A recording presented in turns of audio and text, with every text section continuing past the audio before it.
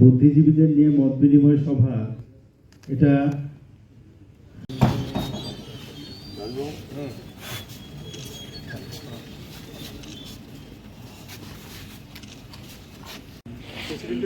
বিশিষ্ট সমাজসেবী তথা বুদ্ধিজীবী মাননীয় শ্রী রাজীব ভট্টাচার্যের জন্য অনুরোধ রাখছে রাজ্যের বিশিষ্ট শিক্ষাবিদ শ্রীমতী নিরি মজুমদার মহোদয়াকে সহযোগীদের অনুরোধ করব একে একে আমাদের সম্মানিত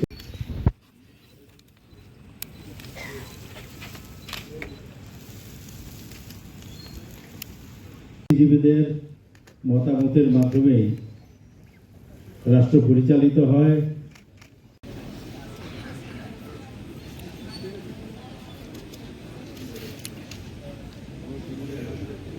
মধ্যে রাজ্যের বিশিষ্ট সমাজসেবী তথা বিশিষ্ট ব্যক্তিত্ব শ্রী রাজীব, আজকে বুদ্ধিজীবীদের মত বিনিময় অনুষ্ঠান কিছুক্ষণের মধ্যে শুরু হবে।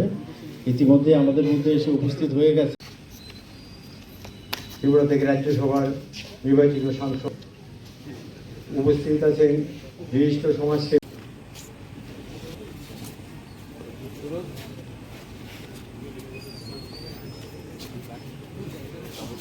মজুমদার মহোদয়া।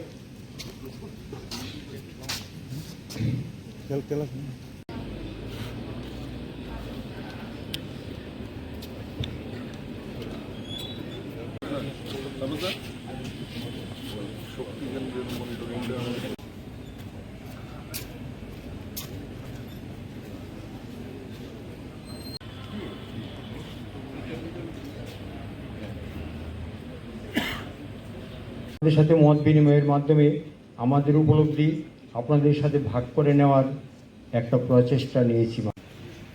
নির্বাচন প্রক্রিয়া চালু রয়েছে, যার দিকে সারা বিশ্বের বিভিন্ন এগিয়ে নিতে পেরেছেন বা আমাদের উপলব্ধি কেমন তার বিস্তারিত আলোচনা এখানে আমরা পাই। আমাদের 75 বছর অতিক্রম করেছে স্বাধীনতা যে সুফল, তার মধ্যে যেমন আমি কয়েকটি বিষয় উল্লেখ করছি। 370 ধারার হয়েছিল এই সরকারকে উল্টে ফেলে দেবো, তো এখানে সিটিজেন ফোরাম নামে আমিও যোগদান করলাম, কিন্তু গিয়ে দেখলাম কিছুই হবে না। ওই সিটিজেন ফোরাম দিয়ে কিছু লাভ হবে না।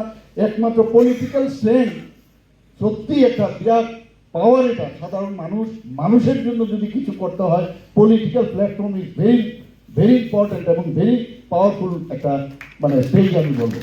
কিন্তু সেটা দেখতে হবে এই যে রাজনৈতিক, অনেকে আছে রাজনৈতিক যে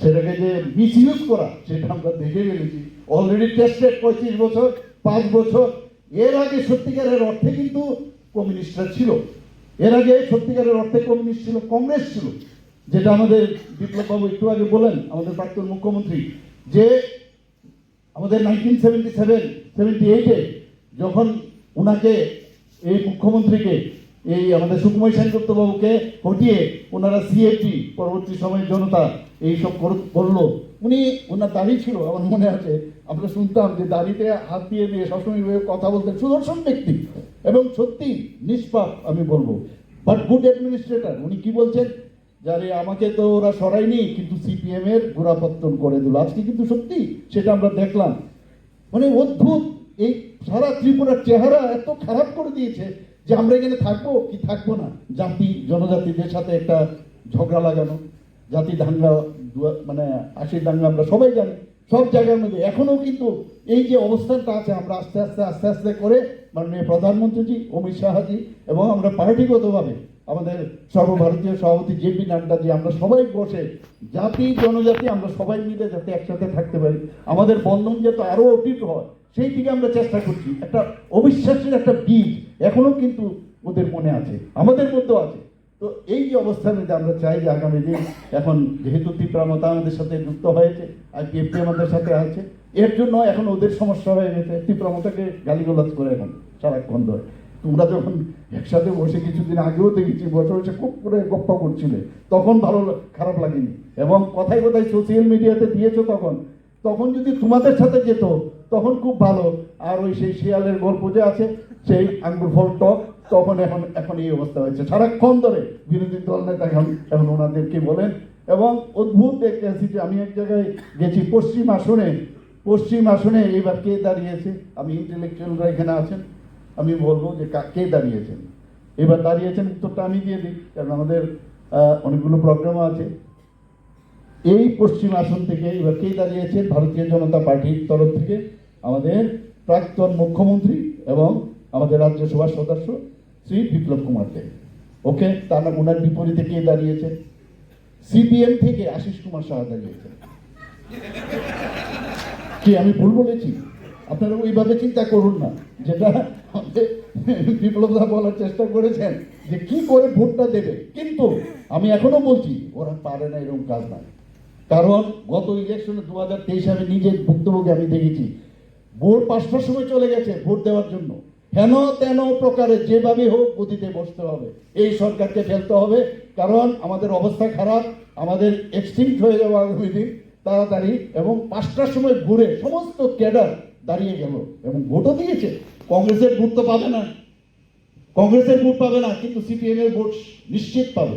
এবং আমরা যেভাবে গণতন্ত্রকে মেনে আমরা বলেছি 2023 আমরা এত সুন্দরভাবে ইলেকশন করব, আমরা সেই জিনিসটা কিন্তু আমরা যেটা বলি সেটা আমরা দেখেছি। মানে গণতন্ত্রের বিশ্বাসী মানুষ, গণতন্ত্র পূজারী মানুষ আমাদের যে এখন বর্তমানে আমরা যেভাবে চালাচ্ছি, আশা করি সবাই ইন্টেলেকচুয়াল যারা আছেন নিশ্চয়ই আমাদের সেই আস্থা আমাদের উপর আছে। বাচ্চা গেছে মাঝখানে বিজেপি আসাতে পদ্ম বলে ভোট গ্রহণের সুযোগ পাইছে। কমসে কম নিষ্ঠার সহকারে পদ্মফুলটার মধ্যে ভোট দেওয়ার অধিকারটা প্রয়োগ করতে পারে, নাহলে দুর্দশাস্ত্র হবে না। আজকে যদি বিজেপি না আসতো আর সিপিএম কংগ্রেস একটা ইয়া,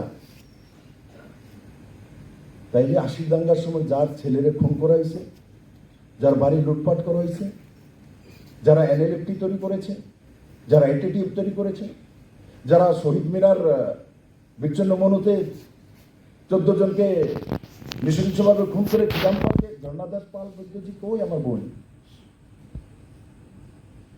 চিদাম্পালকে খুন করেছে। এখন ঝর্ণাদি কেমনে ভোটটা দিব আসিস চারে, তেনে স্বামীরে তো খুন করছে তারা।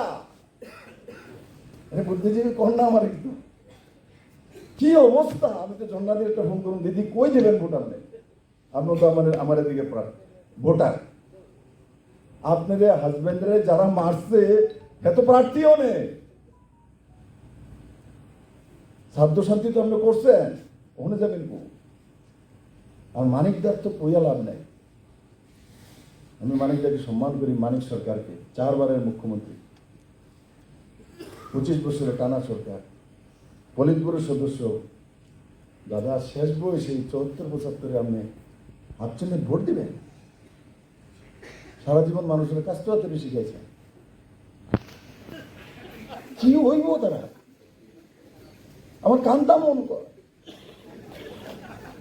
আপনারা ইচ্ছা হয় না? তারা দেখলে আমার কান্তা ইচ্ছে করে, সচমুচ করে হৃদয় ওরা।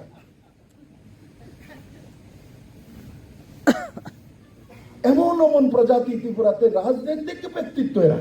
আমি যখন এসেছিলাম, মানিকবাবু তো পরে এসছে, ডাক্তার মানুষ, তেনারা খুব জ্বালাইছে। সিপিএম মানা না পেলে তেনারা বহু কষ্ট দিছে, টেস্ট করে তেনে বাচ্চা রয়েছে, তখন মুখ্যমন্ত্রী হয়ে গেছে।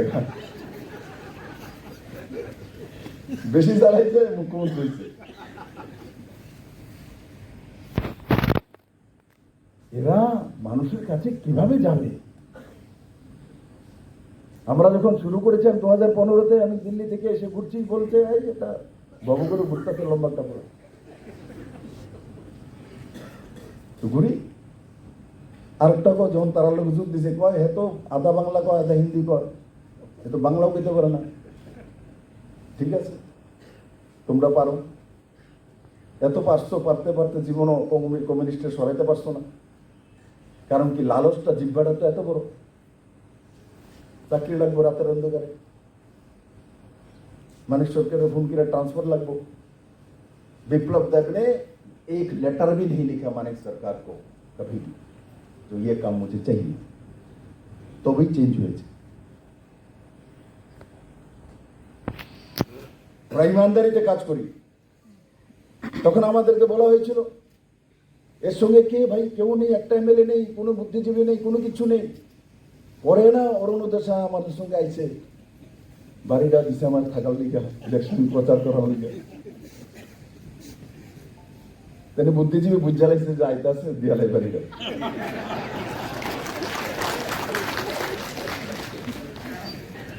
আসলে বুঝা লাগছে।